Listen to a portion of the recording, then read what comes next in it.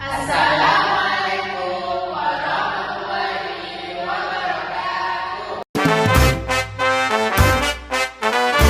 Halo teman-teman, kami dari kelompok E mata pelajaran matematika akan mempresentasikan instrumen penilaian yaitu tugas dari Ibu Dr. Jamilah MAB selaku dosen pengampu pada mata kuliah evaluasi pembelajaran.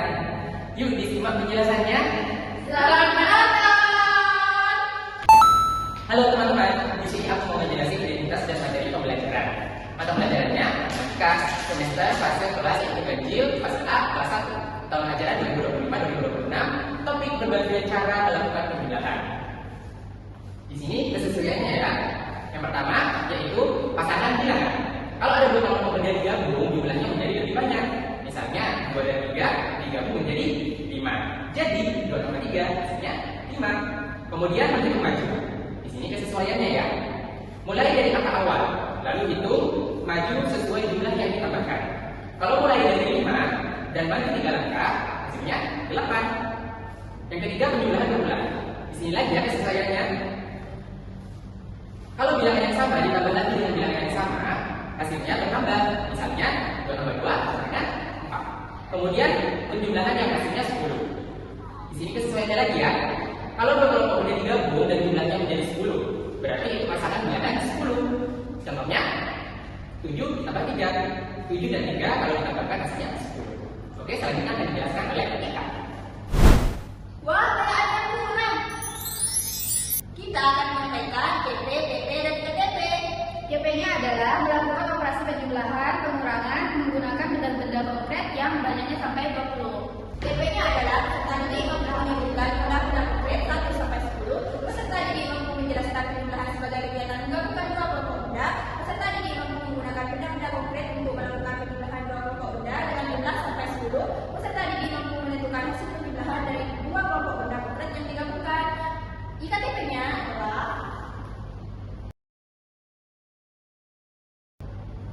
selanjutnya adalah penyampaian kisi-kisi soal.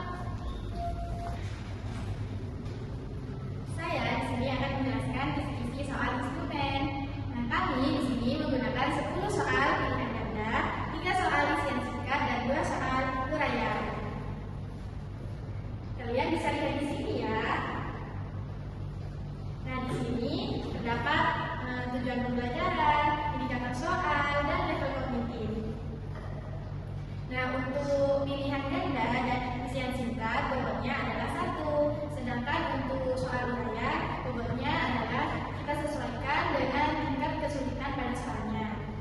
Nah, untuk soal uraian, bobotnya adalah 2.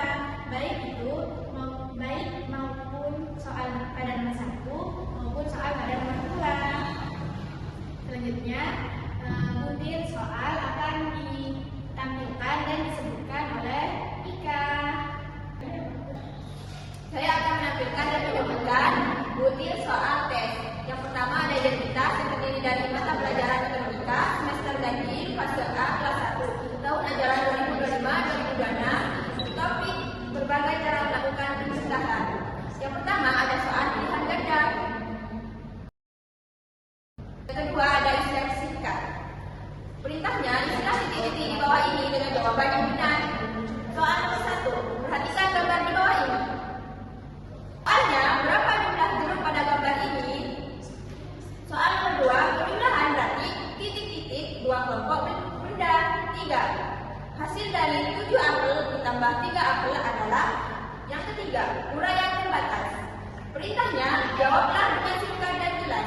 Soal nomor 1, ada 1 pensil merah dan 4 pensil biru. Berapa jumlah semua pensil? Tuliskan dengan cara hitungnya. Soal nomor 2, perhatikan tabel di bawah ini. Ada permen Siti dan permen Ayah. Siti mempunyai 4 permen dan Ayah mempunyai 5 permen. Tuliskan hasil dari jumlah permen Siti dan Ayah lengkap dengan cara menghitungnya. Kunci jawaban dari soal yang saya tampilkan dan saya sebutkan ini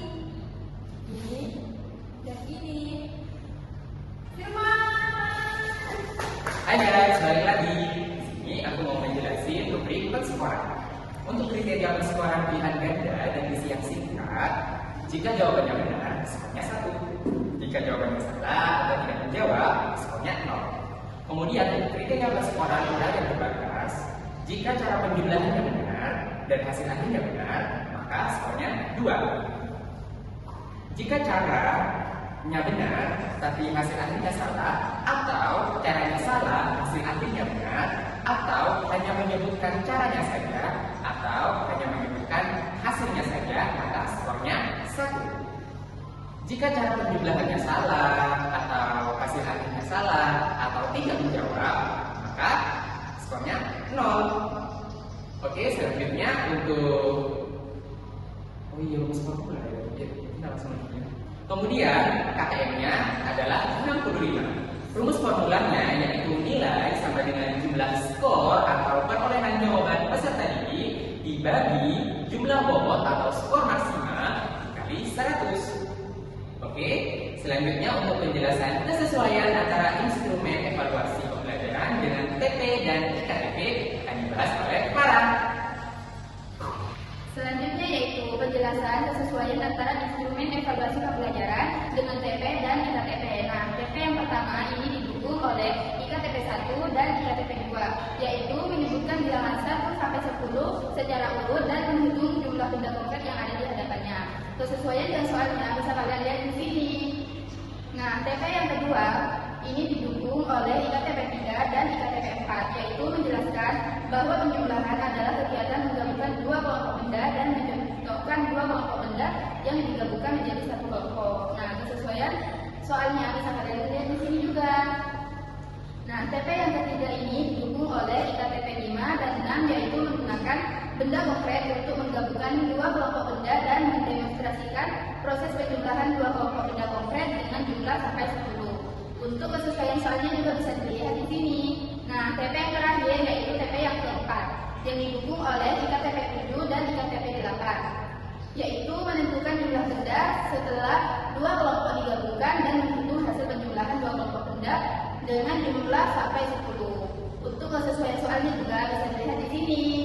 Nah, untuk yang selanjutnya yaitu validitas soal yang akan disampaikan oleh Saudari Vivi. Saya akan menjelaskan validitas soal. Validitas soal di sini ada 3, yaitu yang pertama validitas isi, yang kedua validitas konstruksi, dan yang ketiga yaitu validitas bahasa. Yang pertama yaitu validitas isi. Soal-soal pada instrumen ini memiliki validitas isi yang baik karena materi yang diukur benar-benar berasal dari buku siswa, yaitu pasangan bilangan, menghitung maju, penjumlahan berulang, dan penjumlahan yang hasilnya 10. Keempat komponen ini muncul pada buku siswa halaman 51 sampai 64 dan sudah ditetapkan ke TP 1 sampai 4 serta IKTP 1 sampai 8. Dilanjut, validitas yang kedua yaitu validitas konstruksi. Terlihat dari susunan bentuk soal yang bertahap. Pilihan ganda dan isian singkat dipakai untuk kemampuan dasar seperti menggali, memahami, dan menghitung sederhana. Uraian terbatas dipakai untuk melihat apakah siswa dapat menunjukkan proses dan hasil penjumlahan yang lebih jelas. Susunan seperti ini cocok untuk siswa kelas 1 karena tidak menuntut jawaban yang panjang, tetapi tetap mengukur kemampuan inti. Yang ketiga yaitu validitas bahasa. Bahasa soal dibuat ringan, singkat, dan dekat dengan dunia anak, seperti pensil, bola, apel, kelereng, jeruk, dan permen. Buku siswa juga memakai benda-benda konkret yang akrab bagi anak sebagai media belajar.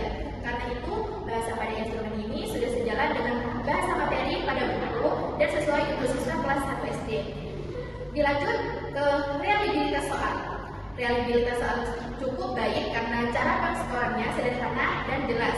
Untuk pilihan ganda dan isian singkat, skor diberikan secara tegas benar mendapat 1, salah atau tidak menjawab mendapat 0. Untuk uraian terbatas, rubriknya juga singkat dan objektif, yaitu melihat apakah cara penjumlahan benar dan hasil akhir benar. Untuk uraian terbatas, rubriknya juga singkat dan objektif, yaitu melihat apakah cara penjumlahan benar dan hasil akhir benar.